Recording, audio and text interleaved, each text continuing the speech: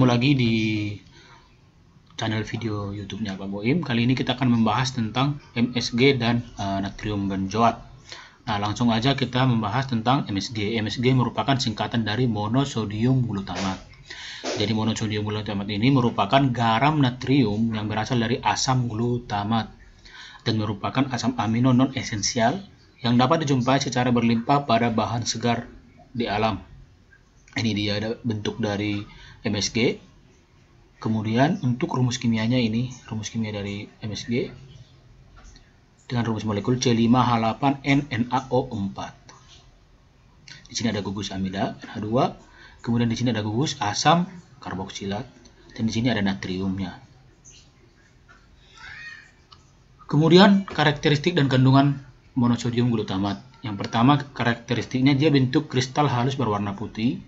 Mungkin kalau di rumah kalian sering jumpai dalam bentuk Ajinomoto ya. Kemudian fungsinya sebagai penyedap rasa, jadi memberikan penambahan rasa sedap pada bahan makanan. Kemudian satu ion hidrogen dari gugus OH yang berikatan digantikan oleh ion natrium. Kemudian untuk kandungan MSG-nya tersusun dari 78% glutamat, kemudian 12% natrium, kemudian 10% air ya. Untuk glutamat sendiri strukturnya seperti ini. Kemudian untuk penggunaan MSG dalam makanan, nih, menurut Badan Kesehatan Dunia atau WHO, batas aman asupan MSG per hari sekitar 0 sampai 120 mg per kilogram berat badan. Nah, titik optimal rasa gurih yang bisa dirasakan seseorang yaitu maksimal 5 gram per hari. Jadi kalau misalnya kalian mau hidup sehat, bisa kalian lihat kandungan MSG makanan yang kalian makan. Kalau misalnya udah lebih dari 120 mg per kilogram berat badan kalian, berarti itu sudah di atas ambang batas, jadi sudah membahayakan. Nanti kita akan bahas efek yang ditimbulkan akibat kelebihan mengkonsumsi dari MSG ya. Kemudian kalau untuk di Indonesia sendiri, dalam Peraturan Menteri Kesehatan Republik Indonesia nomor 772/Per/988, penggunaan MSG dibatasi secukupnya, yang berarti tidak boleh berlebihan. Jadi sebaiknya memang tidak perlu atau tidak usah atau dianjurkan lebih baik tidak usah menggunakan MSG dalam bahan makanan. Untuk contoh makanan yang mengandung MSG ini merupakan dokumen pribadi dan hasil dari ketika kita melihat bahan makanan, kita lihat kandungannya dia ada MSG-nya ya, atau monosodium glutamat cukup banyak sekali.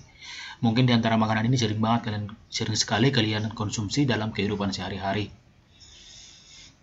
Di sini ada Indomie, ada Masako, kemudian ada saus ya, dan berbagai makanan-makanan ringan juga banyak mengandung MSG supaya rasanya lebih gurih dan enak.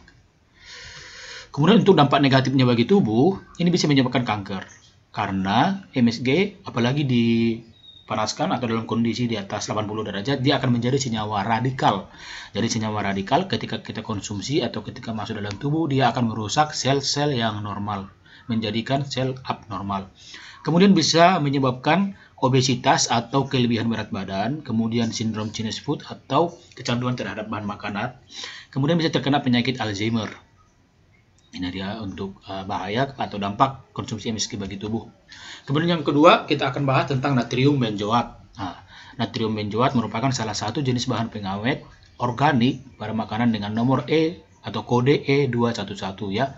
Di mana natrium benzoat merupakan garam atau ester dari asam benzoat. Ini dia C6H5COOH, asam benzoat. Kalau untuk natrium benzoat adalah NaC6H5O2. Kalau bentuknya, ini dia ada bentuk natrium benzoat, dia putih ya, powder. Sementara kalau asam benzoat ini seperti kristal putih. Nah, jadi untuk membuat natrium benzoat itu bahan bakunya adalah asam benzoat. Ini cara pembuatan natrium benzoat. Ini asam benzoat, kemudian ditambahkan dengan NaOH. Ini reaksi asam basa ya. Nanti OH di sini, H di sini akan digantikan oleh Na. Na masuk ke OH, ini ONA, di sini sodium benzoat, kemudian akan dihasilkan air. H, ini OH berikatan dengan H yang satu lagi menjadikan H2O, air ya. Kemudian untuk penggunaan asam benzoat dalam makanan, berdasarkan Peraturan Menteri Kesehatan Republik Indonesia, ini nomor 722 ya, Menkes per. Batas maksimal penggunaan asam benzoat dan natrium benzoat adalah 0,1% atau 1 gram asam benzoat setiap 1 kg bahan makanan. Jadi kalau misalnya kalian membuat kue atau membuat bahan makanan sebanyak 1 kg, jadi untuk asam benzoatnya itu hanya 1 gram. 1 gram dari 1 kg sama dengan 0,1% ya. Jadi sebenarnya cukup kecil atau sangat sedikit. Menurut BPOM nomor 36 tahun 2013, untuk maksimum penggunaan BTP pengawet yaitu jumlah maksimum asam benzoat yang boleh digunakan adalah 1000 ppm. 1000 ppm kalau dikonversi sama juga 1 gram per kilogram. Itu dia untuk penggunaannya. Kemudian kalau manfaat penggunaan asam benzoat itu yang pertama itu untuk menghambat pertumbuhan mikroorganisme pada makanan dan minuman sehingga makanan dan minuman menjadi lebih awet. Nah, kita lihat berdasarkan strukturnya tadi ada gugus ONA. Jadi ONA ini bisa menghilangkan kadar air atau bisa menghambat pertumbuhan mikroorganismenya. Dan juga struktur asam benzoat yang mengandung ester itu juga bisa menghambat pertumbuhan mikroorganisme ya, sehingga memang bisa mengawetkan makanan. Kemudian memperpanjang umur simpan suatu makanan dan menjaga nutrisi makanan. Nah, ini dia untuk manfaat penggunaannya. Jadi manfaat penggunaannya itu secara umum merupakan pengawet. Namun ada bahaya yang ditimbulkan akibat mengkonsumsi natrium benzoat. Kita lihat di sini. Oh, sebelumnya kita masuk ke ciri-ciri makanan yang mengandung natrium benzoat ya. Ada zat pewarna, sedikit berbau, berasa payau, kemudian pada pemanasan yang tinggi akan meleleh lalu terbakar. Jadi asam benzoat juga bisa terbakar.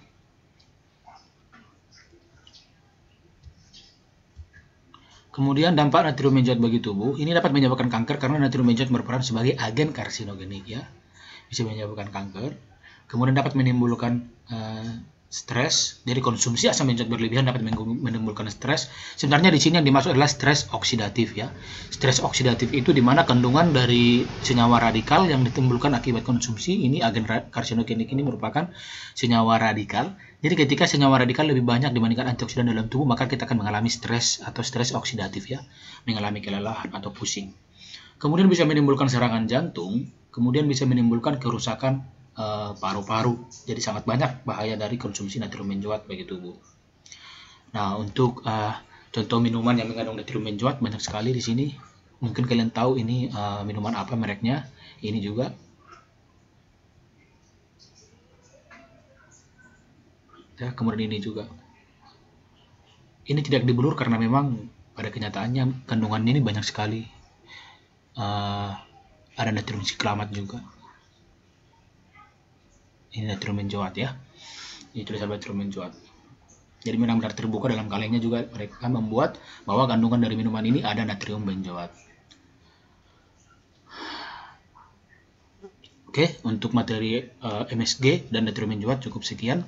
Saya ucapkan terima kasih dan semoga video ini bermanfaat bagi kalian yang menonton. Terima kasih.